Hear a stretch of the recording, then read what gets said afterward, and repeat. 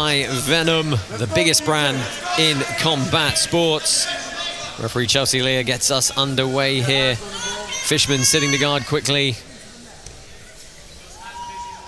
And this is really the match. It's, can Shane Fishman put his guard into play against someone who wrestles and scrambles as well as PJ Barch?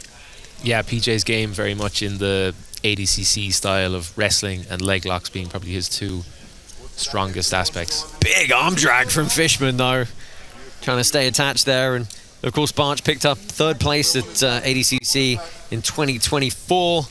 His only loss dropping there was of course Mika Galvao.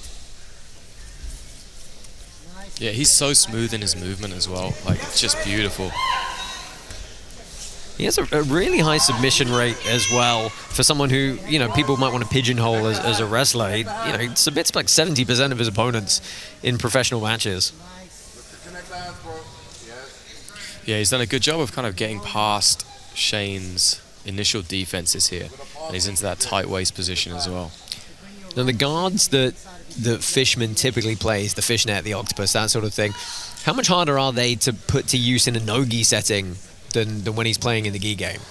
They're probably just different. In some ways they're actually easier because you don't have to go through all the friction and material of the gi. Like if PJ's hands disconnect here, Shane is going to be up to that octopus straight away. And the problem with these type of guards, Shane is doing it every day in training. PJ isn't feeling it and defending it every day in his training, I don't think. Yeah, certainly not the fishnet, because it's such a unique position. A lot of people don't even know what it is. And they don't know the danger when they kind of get funneled into it. Well, hopefully we'll see it and we get a chance to talk you through it. It's effectively a far leg, kind of leg drag lockdown. Yeah, reverse lockdown, I think, is what some people used to call it. But anytime Shane gets close to De La Hiva, X-guard, any of these positions, he gets into the fishnet very quick from there. Looking to elevate on top now, but Barch so good at floating around using that base. Yeah, Shane, that arm drag grip of Shane's very strong. You see PJ struggling a little bit to strip it.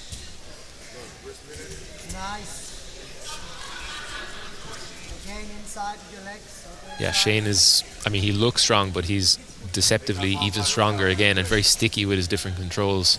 I think he played a bit of ice hockey. Obviously, he's Canadian, so that's a given. I think you have to get the passport renewed or something. Yeah, I mean, he kind of sucked PJ into that pass. Then he didn't put up a ton of resistance.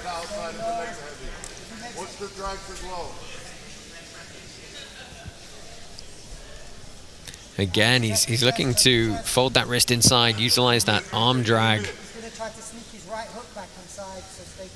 Yeah, PJ seems quite committed to this kind of almost tight waist position of passing. And Shane's doing a great job of stopping the grips kind of getting together. There's a few times where PJ's just knelt on the wrist and broken the grip, but then Shane's almost immediately got it back again. You can tell PJ's done his homework, that he's looking for the body lock and tight waist grips as opposed to the crossface. Sometimes Shane nearly invites the crossface and then starts to get into his positions from there. Yeah, he's also very nicely kind of inverting out of the wader position as well. There's 1 minute 30 left, PJ. We're winning this round, PJ. Nice, PJ. Tight. Nice, this is a good position now for PJ. He's got that head position. But again, Shane doing a good job of just creating enough space, getting his arms slightly free. Again, PJ's locked up that tight, the body lock now. You see how hard Shane is trying to frame away on that wrist, and slowly PJ is kind of working his way further and further up the body. So this perhaps one of the better passing opportunities for PJ Barch now. And he's almost over to mount, but we find ourselves into the deep half. I suspect there might be a fishnet entry from here, right? It's kind of almost in the right position. Yeah, anytime you can get underneath, it's on. Like as soon as, watch for this crossface now, as soon as the crossface slips off, then Shane's going to go into attack mode. Yeah, here we go. He's getting it. Oh no, he's come up out the back. That was almost like he went to the octopus to try and get out of the position. 25 seconds.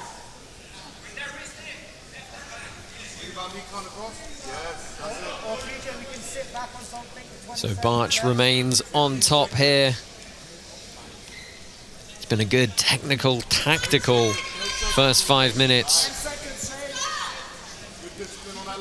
PJ is doing a good job just always keeping one leg in. He never lets Shane fully get underneath both of his legs. And that's going to do it for the first 5. Back to the corners they go, guys. You got to pick a winner, perhaps, from that first stanza. I'm going to say PJ. I think he got to the better passing positions. He didn't really allow Shane to get anywhere either. I feel like that was the difference between the two. PJ was always the one who was dictating the pace and dictating kind of what was happening in the match. Yeah, Shane was kind of reacting to the things that PJ was throwing at him as opposed to the other way around. Right, which is something we talk about a lot. If you get a win around from guard, you've got to be the one who's initiating those contacts and kind of forcing those positions somewhat. Yeah, I mean, we saw that with Ross in the previous match, right? He was the one who was dictating the pace, setting up those entries. And here it's the opposite way around. It's PJ who's on top dictating the passing position, shutting down Shane's game. In the red corner, PJ Barch. So PJ Barch takes it by split decision through the first round. One of our judges giving it to the guard player on the bottom. I imagine we're going to see another guard pull from Fishman here, looking to try and make that first grip. The question is, will PJ shoot before a grip? Just like PJ was very respectful of that leg grab, despite it not being very aggressive. Oh, oh, he's got to come back up. Did not make a full grip. So you got to keep your eyes on your opponent at all times here. And he's fainting him now, getting him to... Yeah, he's getting him to twitch.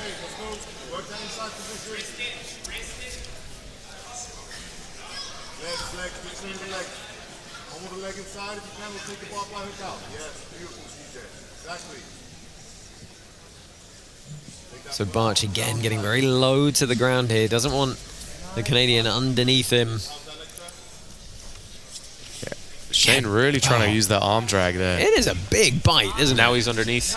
Yeah. Again though, Barch looking to leg pummel over the top. Has to abandon that upper body grip.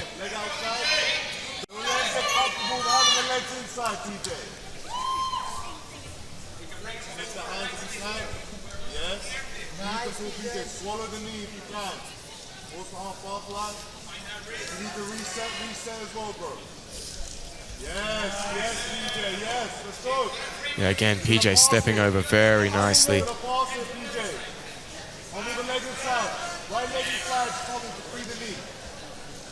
This body lock a good position for PJ now. You can tell how much Shane is respecting it, that it's obviously a very tight and kind of urgent passing position. But Shane back on that arm drag grip again. 3 minutes left, PJ, 3 minutes left. Nice, PJ, let's go. Pick the pace up, pick the pace up.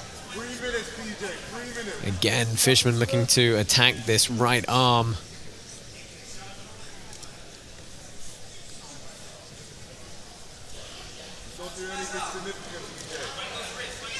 Backs away this time.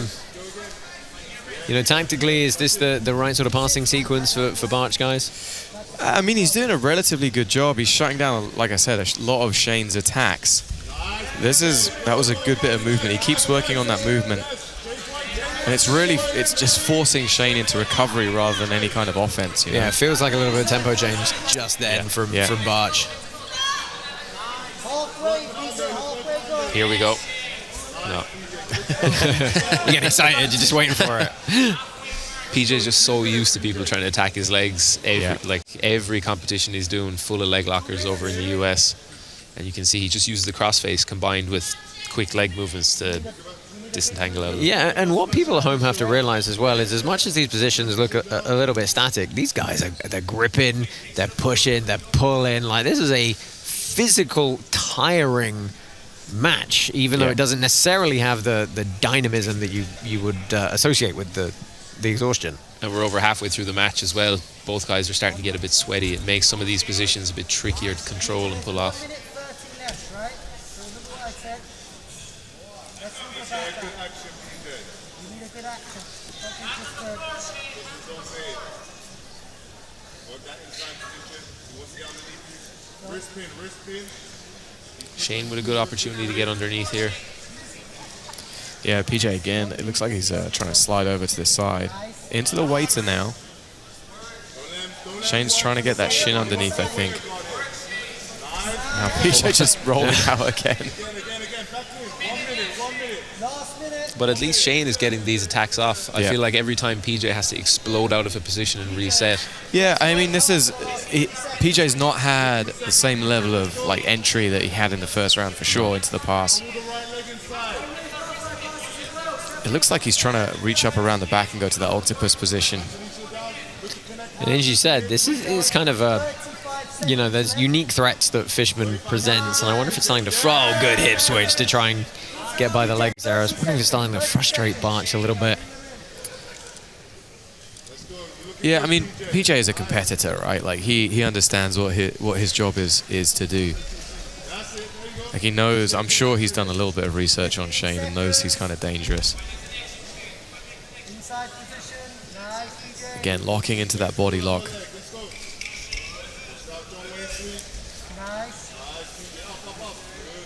Nice, that was Beautiful, PJ. You dominate that round. That's, I think, a lot tighter round than the first round. I think so.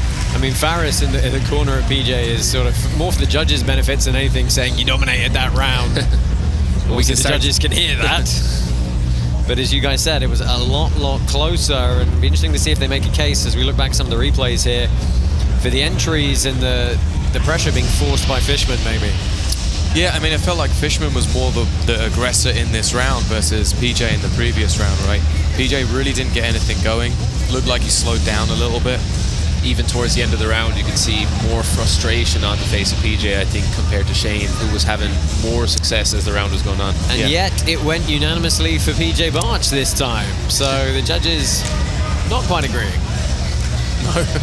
Your winner of round number 2. Listen, we're here just in talking the red about corner, jiu-jitsu. PJ Barch. So Barch is 2 rounds to none up now. It's going to take a submission from Shane Fishman in these final 5 minutes.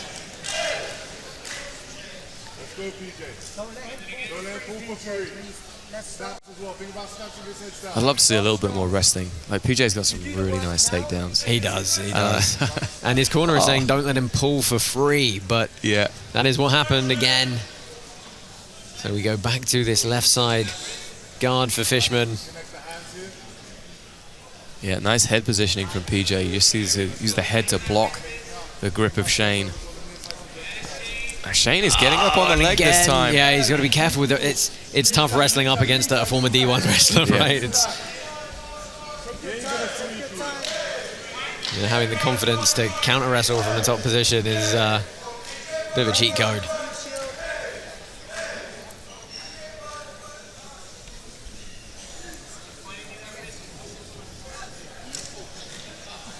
Shane likes to play guard on that left-hand side as well. Yeah. Shane did a good job of elevating him there just for a moment, but couldn't get PJ over the top. PJ's balance is very, very good. Good. There you go. Let's work back again inside. Bring him on his back.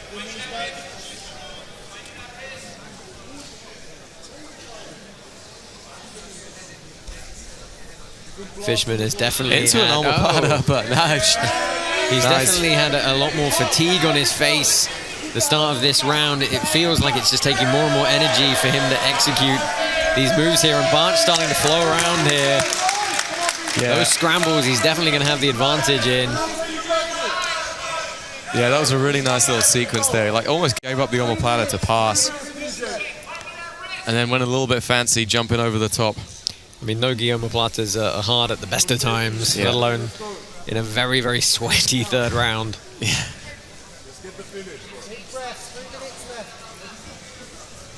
Shane making great use of that far side arm drag grip. And even when it's this sweaty, he's still able to keep great control with it. Well, he's pulling that shoulder for, right? If he can bring the shoulder in front of the hand, it makes the grip much easier and takes away a lot of the power and the strength of PJ. Gonna take the back heel.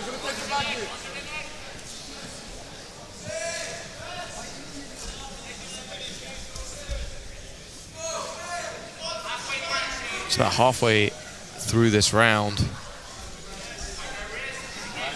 Open back quick as well if you want. But you can have like an octopus. Wrist pin, don't let it push on your shoulder. Leave that hand. Yes. 2 minutes, PJ, 2 minutes left. PJ Barch, game for any scenario we can throw at him here. He's one of the athletes who's competed on super fights here. He's competed in our Grand Prix format and in our squads format as well. Let's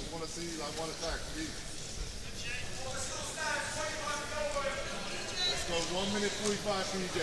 He's just gonna hold on. The decision's a win. Pace is slightly slowing down here now in the third round. They both seem to be figuring each other out a little bit as well. Yeah. It's very much at the moment PJ's just, neutralizing that arm drag grip. I mean, he's up by 2 rounds, so... Yeah, doesn't need to take any great chances. Yeah, he's neutralizing, diving on that body lock, and then we get into this kind of cycle. This could be a good attack for Shane here. Yeah. Yeah, one of the few times we've seen him with a big scoop under the leg. Yeah. I mean, PJ has some excellent internal rotation on his hip. Let's go 1 minute, 1 minute. 1 minute, last minute, let's push the pace now. Let's go. Well, Fishman's got just under a minute now to try and find a submission. Tough to see where it's going to come from. Barch has been wise to almost everything that's been thrown at him so far. Neutralizing the guard, getting into some deep passing.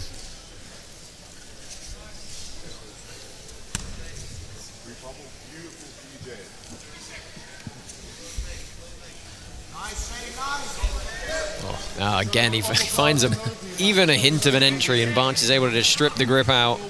Closing in on the final 15 seconds now. Great leg work from Barch throughout the night as well. Anytime Shane gets close to getting underneath, he's just making use of that great hip mobility to get at least 1 foot back inside and shut down some of Shane's attacks. Well, we're going to go to a judge's decision here. No secret who is going to take the victory tonight. It's going to be our welterweight champ PJ Barch up at middleweight for this one. Let's take a look back at some of the action from that third round. Couple of omoplata entries from Fishman. Yeah, I mean, this was the most significant move of the fight, right? And then PJ went very fancy. Had a good flow sequence here to get to a passing position. There's a really gritty match. Very close range match. Right? Yeah. Ladies and gentlemen, we go to the judges' scorecards, and they see it for your winner, PJ Barch.